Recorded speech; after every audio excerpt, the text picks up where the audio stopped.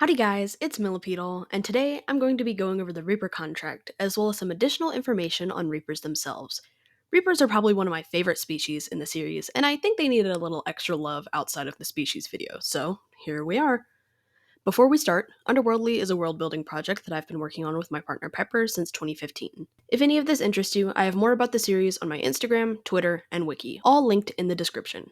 Onto the video. Reapers are definitely something that you've heard of before. You may be thinking of the traditional stoic, black-robed, force of nature skeleton guys, but that's not exactly the case here. Reapers are the souls of humans that have undergone a transformation after death. This transformation occurs after a soul is flagged during their afterlife screening. Last week, we talked about the 4 paths a soul can take after death, and this is one of them. If an adult soul lived a traumatic life, died early in a disastrous way, or just generally had a terrible life, their record will be pinged by the worker angel. From here, the worker angel will take these events and the soul's general temperament into account and extend an offer to them. If the soul accepts the offer, keepers in the area will be notified, and one of them will arrive to help process the soul and acquire their contract. We'll get into the specifics of that contract in just a minute. After all parties have signed the contract with a blood drop, the keeper will assist the soul through their processing. They will be led into a separate area in the heaven port, and the soul will be placed into what's called a changing room. Here, a short video will play describing in more detail the duties of a Reaper and what to expect while living in the underworld, and some tips and tricks for coping with their new normal. While this video plays, construct angels will be working on the soul's new body, which, similarly to the process in the heaven construct, will place the soul in their body at its peak performance. Unlike the construct form, though, Reapers will have no say in any extras or changes to their appearance, and missing limbs or other disabilities must be replaced to assure the Reaper is in its physical prime. Since age is a possible factor in creating a Reaper, this also means that the body may have not reached or has already passed its physical prime, in which case the body will be aged up or down appropriately. This means most Reapers will appear to be around their mid-20s. That isn't the only difference between a construct body and a Reaper body, though. Reaper forms have preset abilities and physical traits to help them when gathering souls and going on missions for their keeper. Obviously, Reapers have a distinct look. Pale skin, sharp teeth, pointed ears, and black hair, and a little floaty for some added quirkiness. They're also cold to the touch for some extra "this guy is dead" vibes. This is mainly to keep them physically separated from humans so other species in the underworld don't get thrown off. Editing millipedal here. I'm using Casper as an example for, the Reaper body because it's Casper and he's hot, and wanted to draw him with his shirt off. Um, you may be wondering why Casper has a scar and a lot of other Reapers do not, and that is because he is edgy. He's just edgy, and Jack wanted to facilitate that edginess, so he allowed Casper to. We'll explain how he got this scar at a later date, but just know that he has this because Jack allowed him to, and he is a little bit of God's favorite, which is also something that we'll explore later in the series. So, Reapers do not normally incur scars. When they die, they are completely regenerated, completely healed. So he's just a special case. So ignore that bit. As for their abilities, they have invisibility, intangibility, floating, teleportation, portal making, and technical immortality, meaning that they can be mortally wounded and die, but will respawn shortly after via their keeper. These abilities don't come naturally, though, they take some practice. Anyway, once the training video has finished and the soul has been transferred into their new body, the newly appointed Reaper will be given their uniform with their assigned keeper's emblem and sent on their way. From here, it's ultimately up to the keeper what to do with them. Some will give them a brief tour of their area, some may start training immediately, but most will bring the Reaper back to their home and allow them some time to decompress. We'll follow Jack as an example. Jack believes that it's up to the Reaper when they're ready. Everyone is different, and even though he technically owns them, he's big on autonomy. Most of his Reapers came around in about a week, and from there he slowly introduced them to the different parts of the underworld. The culture, the different species, the animals, the city. Trust is an important factor in fostering a healthy environment, and definitely helps once he starts beating the shit out of them during training. The underworld is a dangerous place, and a new Reaper may not have all the skills needed to successfully escape a dangerous situation. While they would be fine, as they can just die and respawn at their keeper's home, dying sucks, and it hurts, so let's avoid that if we can. Keepers will make practicing their abilities their main focus. Then, once they have the hang of that, they'll work in some light combat using those abilities. Once they reach a level of mastery in their skills and wit, they'll be given their scythe, which opens up a whole new area of training. The scythe is used as a weapon and as a tool to open portals, though a skilled reaper can rip portals without the use of their scythe. Once training is complete, a keeper will send a new reaper along with one of their older ones to shadow them for a while. And most reapers are ready to do solo missions and soul retrieval by the 3-month mark. It's also around this time that they're ready to move out of their keeper's home and live in their own space. But again, everyone is different. Reapers have two main jobs: retrieve souls from the overworld and drop them off at the heaven port, and go on missions for their keeper. Retrieving souls is the easy part. Physically, at least. You have to remember, when Reapers are collecting souls, they're collecting all souls, from car crashes to stillborns, murders, suicides, accidents, illness. It's a very mentally taxing job.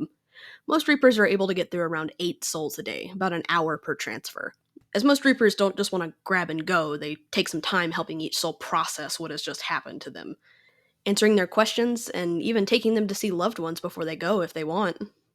There's a reason Reaper selection is so dependent on traumas and temperament. It takes a very specific type of person to be able to handle this line of work, a job only former humans can handle. As for Keeper missions, these can be anything from simple errands to gathering resources from some of the most dangerous places in the underworld. Keepers are very mysterious and powerful beings and control a lot more than just their Reapers. Their influence can be felt in almost every aspect of underworld life, as most are suppliers of very important magical ingredients and artifacts. An alliance with a Keeper is something one shouldn't take lightly. Even our boy Jack has some interesting ties and trades under his belt, and Reapers are the grease that keeps those wheels turning. Okay, now the part that we've been waiting for, the contract. When the soul is offered the position, they'll be given a pamphlet and the contract. It's heavily recommended by the worker angel to read through both before signing, and they're more than welcome to sit in purgatory until they make a decision. Let's go through the pamphlet first. A roadmap to reaping, no rest for the dead. Where am I? You are in one of the many heaven ports, a location where souls, dead humans, are taken for processing and transported to their afterlife. Heaven ports are located in the underworld, which is where you'll live if you accept this offer. Why was I selected? You have been chosen based on your manner of death, age, and personality. We believe you are a good fit for reaping other souls and would handle this transition with the least amount of fuss. What's reaping? Reaping is what just happened to you, silly! If you choose to become a reaper, you'll be transporting souls just like the guy you just met. What now? Now you read the contract and make your decision. If you choose to become a reaper, go back to the front desk and let your worker angel know. From here, we'll assign you a keeper and you're on your way. If you don't accept the offer, you simply go on to your next available afterlife option. Though if you change your mind, you can always ask to be reevaluated and give it a shot. This seems a little light on information. Okay, moving to the contract. Okay, this is like an actual contract. All right. The employment agreement is made effective on this day between soul name, keeper name, and the greater heaven entity for the position of Reaper. Section 1. Employment. The employee hereby agrees that they will perform their job duties to the best of their abilities while providing compassion and care for each soul that crosses their path. The employee will heed their keeper unwaveringly and carry out any and all tasks assigned within reasonable standards. Actions performed during duration of Reaper contract will be accounted for during afterlife assessment if or when the contract period expires. Section 2. Job duties and responsibilities. The employee will perform the following duties to the best of their ability upon completion of training period. A. Collect souls while remaining undetected by living humans. B. Transport souls to nearest heaven port and assist in drop-off. C. Complete all tasks assigned by Keeper when possible. D. Attend yearly Retrieval Force meetings to keep up to date on overworld events and proper collection etiquette. Should a Reaper become unavailable for any reason, a Keeper may choose to employ the firstborn child of the Reaper, over the age of 18, for a period of no more than 1 month, wherein the child is compensated at the same rate as the full-time Reaper.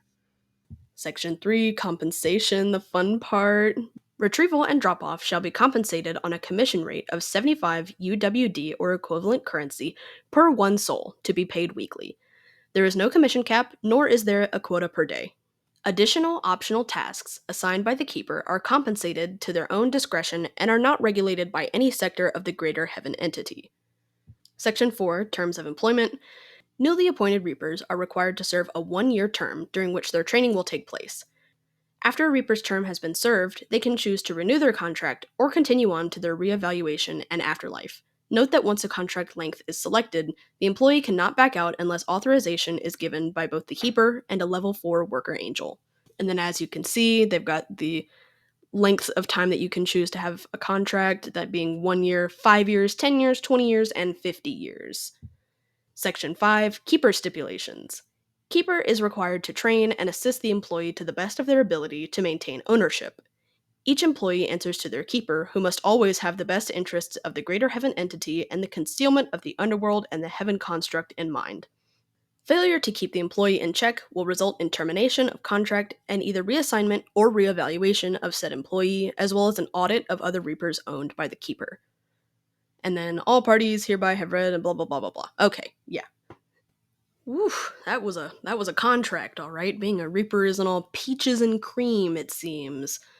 All right. If any of this interests you, I have plenty of more information on my channel and the wiki, and character animations in my shorts, as well as some art on my Instagram and my Twitter. Join me in the next 101 video for a look at some of the underworld flora. We covered the fauna already, so I think it's high time we got onto some plants. Don't forget to like and subscribe, it really does mean a lot to see the funny numbers go up, and thanks for watching!